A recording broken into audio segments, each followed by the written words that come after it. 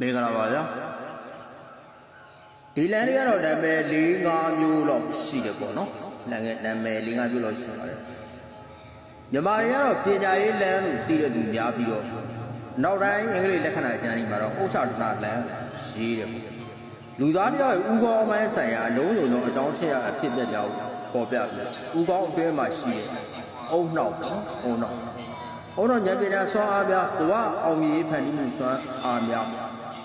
းဘဝအခက်အခဲကြော်ဖြတ်နိုင်ရေးစွမ်းရည်များထိုလူသား၏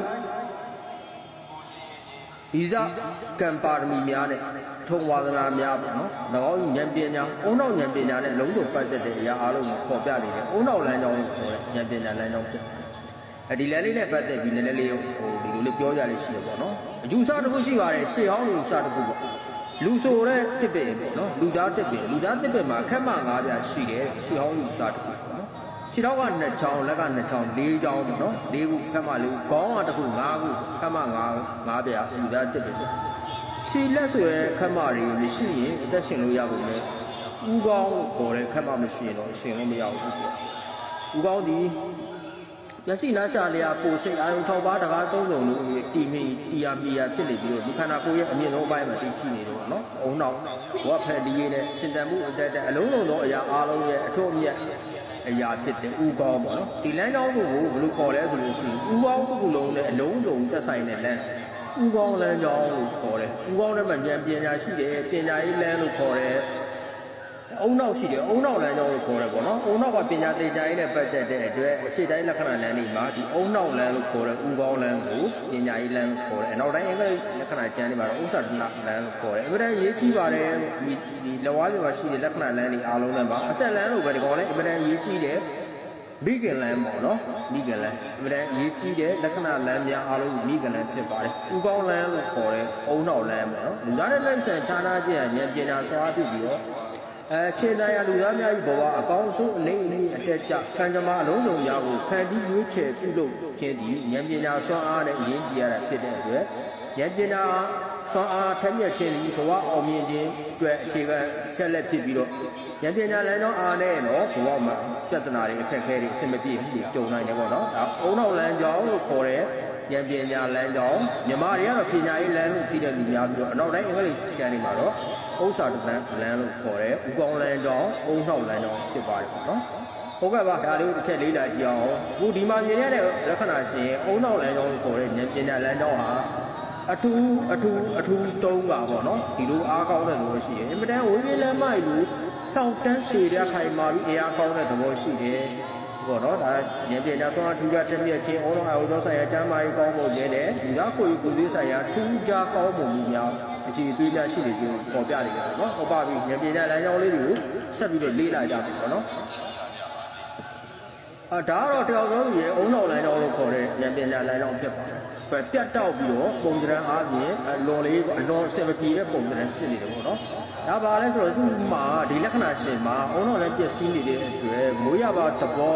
အုံနောက်အာယုသောဆိုင်ရာကျမ်းမာရေးဥကောင်းပိုင်းဆိုင်ရာကျမ်းမာရေးဥကောင်းပိုင်းဆိုင်ရာကျမ်းမာရေးအားလည်းချက်ရှိတယ်ဉာဏ်ပညာဘိုင်းဆိုင်ရာမှာလည်းတော်တော်လေးချိုးရင်းအားလည်းချက်ရှိပြီးတော့လူသားကိုယ်ကိုယ်ဒီဆိုင်ရာပေါ့ချိုးရင်းချက်တွေရှိနေတယ်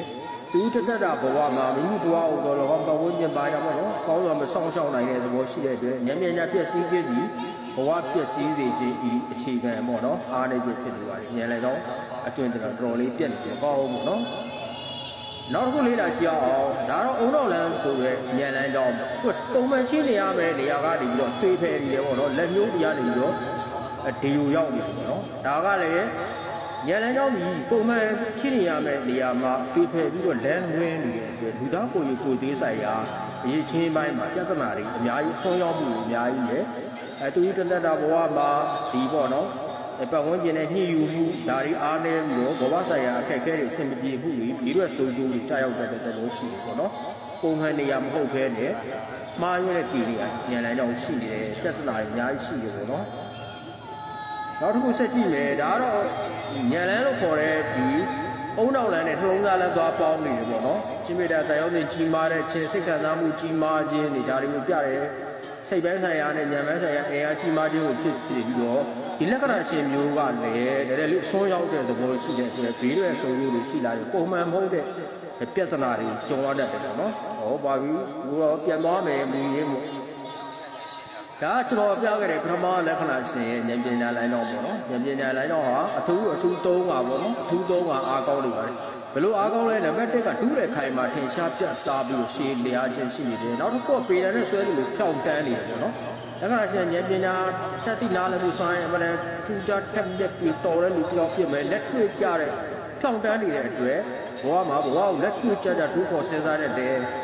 အမတန်ပေါ့နော်မိုးကောင်းငင်ဆန်တဲ့အတွေးခေါ်မျိုးပေါ့နော်ဆူရှာထက်မြက်တဲ့အတွေးမျိုးရှိတယ်ဉာဏ်ပညာလည်းတော့ဖြောင်းရင်းဒီ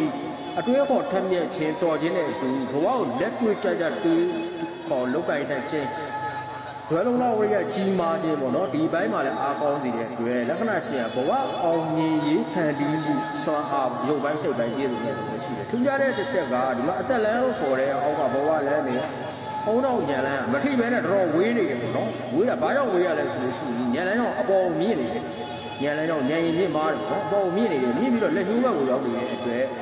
လက္ခဏာရှင်ကလွတ်လပ်မှုမြတ်လို့တဲ့ကိုယ်ပိုင်တွေးဖို့ရှိရဲပေါ့နော်အစင်းလားပုံစံလေးတွေကဖောက်ဖက်တတ်တဲ့သဘောရှိပြီးတော့မိမိကိုလွှမ်းမိုးတာချုပ်ချယ်တာဒါတွေမကြိုက်တတ်ဘူးမိမိစိတ်ညစ်နေတယ်မိမိလွတ်လပ်စွာအသက်ရှင်နေတဲ့သဘောရှိတယ်ယုံကြည်ရအတွက်ခေါင်းမာတဲ့ဒီလိုလူတွေဟာစွန့်စားရှာဖွေသူများပေါ့နယ်ပယ်တွေများမှာတဲ့ကြိုးစားလုပ်ကိုင်နေသူများပေါ့နော်သူရဲကောင်းဆန်တဲ့စိတ်ဝိညာဉ်ရှိပြီးတော့မိုးကောင်းဝင်ဆန်တဲ့မြစ်ပါတဲ့အတွေ့အခေါ်တွေရှိတဲ့လူတော်တွေထက်မြက်တဲ့လူတွေဖြစ်နေပေါ့နော်ညံလန်းနဲ့ဒီကောင်ဝေးခြင်းဒီဘာဖြစ်နေလဲဆိုတော့အသက်ဘဝလန်းနဲ့ညံလန်းဝေးပြီးတော့ညံလန်းမြင်မာနေပြီးဒီလက္ခဏာရှင်ကမိမိရဲ့လက်ရှိရောက်ရှိနေတဲ့ဘဝပေါ့အနေထားကိုဘယ်တော့မှမကျေနပ်ကြဘူးပေါ့နော်သူအောင်မြင်ကြီးကတိုးတက်ချက်တဲ့စိတ်တွေအများအားထက်သန်တဲ့သဘောရှိပြီးတော့အရှင်သဖြင့်သူတို့ဟာအပြောင်းလဲတွေကိုပျော်လင့်နေတဲ့ကြတယ်ပေါ့နော်စမ်းသစ်ခြင်းတည်တွင်ခြင်းနဲ့ဘဝရဲ့ရွေလျားမှုရှေ့လို့ဆိုတဲ့ဘဝရဲ့ရွေလျားမှုတွေကိုအများအားနဲ့ပျော်လင့်ပြီးတော့ကြိုးစားနေတဲ့လူတွေဖြစ်ပြီးတော့ဒီလူတွေကမုံပြီးတဲတိုင်တက်နိုင်ဖျားရောက်ဆိုသလိုပေါ့နော်အဆုံးဆုံးထိတော့ကြိုးစားမှုများတဲ့အားစိုက်မှုများကိုလုပ်ဖို့အတွက်သူတို့ဟာစိတ်ပိုင်းရုပ်ပိုင်းတတိကျော်လုံးသားတွေရှိနေတယ်ပေါ့ညလန်းချောင်းလူဖြောင်းနေတယ်အားကောင်းတယ်ညံစွာထက်မြက်တယ်လက်တွေ့ကြတယ်အတလန်နဲ့ညလန်းမထိပဲဝေးနေတဲ့အတွက်စိတ်နေမြင်မာတယ်ကျော်လုံးသားဝရိယတတိကြီးမာတယ်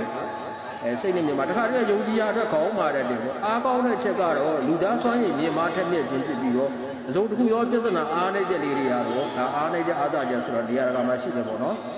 မိမိပတ်ဝန်းကျင်တဲ့အပိုင်းတွေမှာညှိယူမှုအပိုင်းလေးတွေမှာနည်းနည်းလေးဉာဏ်ပညာစွမ်းအားအင်မတန်ထက်မြက်ပြီးတော့တပြိုဖြစ်နေတဲ့အတွက်ဒီအိမ်တော်ရေးလူမှုရေးစီးပွားရေးပတ်ဝန်းကျင်အပိုင်းတွေမှာနည်းနည်းလေးအဆင်မပြေမှုလေးဖြစ်တတ်တယ်ပေါ့နော်ကိုယ်လည်းသူတို့ကနားမလဲသူတို့လည်းကိုယ်ကသိသဘောမကျကိုယ်နေထားကိုလည်းသူတို့မလိုက်နိုင်ဒါမျိုးလေးဖြစ်ပြီးတော့အဆင်မပြေမှုညှိမှုလွယ်မှာခြင်းလူသားကိုယ်ကိုယ်ဒီဘက်မှာအရန်တော်ပြီးထက်တဲ့လူတွေကဒီပတ်ဝန်းကျင်နဲ့နည်းနည်းလေးပြဿနာဆက်တတ်တဲ့သဘောလေးရှိတယ်ပေါ့နော်ဟုတ်ပါပြီအဲ့တော့ဒီလိုလူမျိုးတွေကမိမိရဲ့တက်တာဘဝမှာအဉာဏ်ပညာအုံတော်စွမ်းအားအသိပညာပေါ့အတွေ့အခေါ်များပေါ့မိမိလှုပ်ဆောင်မှုများအောင်မြင်ပြီးတော့အတိုးတက်ပြီးတော့ဘဝအောင်မြင်ကြော်ပါချမ်းသာခြင်းများရရှိလာနိုင်တယ်အားနဲ့ချက်အနေနဲ့ဒီလိုလက္ခဏာရှင်တွေကစုသက်ရှယ်ရာနဲ့ဒီအများနဲ့စုသက်ရှယ်ရာပေါ့နော်ဒီလိုလုပ်ငန်းမျိုးတွေအကျိုးမပေးတဲ့တီးကြကိုယ်စိတ်ကိုကိုယ်တွေ့ကိုယ်အုံနောက်နဲ့ကိုယ့်အကိုကြံစီပြီးတော့ထိုးဖောက်ပြီးတော့သူတို့ချုံချုံလုံးဝမဲ့လုပ်ငန်းတွေမှာအောင်မြင်တတ်တဲ့သဘောရှိပါတယ်။ဉာဏ်စွမ်းအားထူးခြားတက်မြင့်ခြင်းမိုးကောင်းငယ်ဆန်ခြင်းပေါ့နော်ဒီလိုလက္ခဏာလူမျိုးကိုကျွန်တော်မိုးကောင်းငယ်ဆန်တဲ့လူဆိုပြီးတော့လုံခဲ့တဲ့နှစ်တွေကရေးဘူးတယ်ပေါ့နော်ကြာပါတော့ဟုတ်ကဲ့ပါဒါဗီဒီယိုဖိုင်ရန်ရှင်းသွားမှာဆိုလို့ပေါ့နော်ဉာဏ်ပညာထူးခြားတက်မြင့်ခြင်းနဲ့မိုးကောင်းငယ်ဆန်တော့အတွေးအခေါ်များရှိသူပြောင်းလက္ခဏာဖြစ်ပါတယ်အားလုံးပဲဘေးဥပ္ပံတွေဝေးကွာလူရဆန္ဒပြုပါဘလုံးစိတ်ဝမ်းအေးချမ်းရပါစေ